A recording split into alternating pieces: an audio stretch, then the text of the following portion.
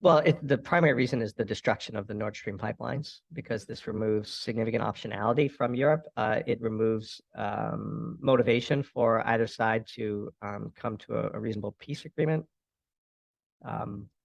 Because it's sort of a carrot to Putin is, we reopen the energy flows. If you get yourself right in Ukraine, that's gone. And so what motivation does Putin have now necessarily to come to a reasonable agreement?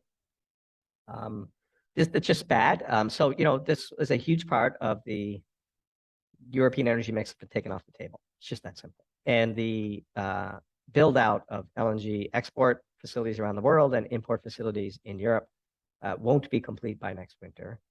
And so more and more of Europe's gas will have to come from LNG. The speed with which they can build excess storage remains to be seen.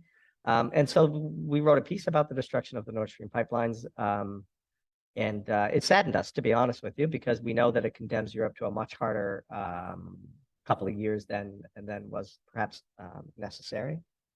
We understand that war is brutal and such things happen. And but the piece we wrote, by the way, was called "Decades in Minutes," and the destruction of those pipelines, which occurred in minutes, will have consequences that range for decades. And so Russia will turn its attention to China, and we'll see how quick Russia and China could build pipelines. I could assure you that the environmental nuisance lawsuits aren't a barrier to the Chinese and the Russians as they reorient the critical energy arteries that power the world.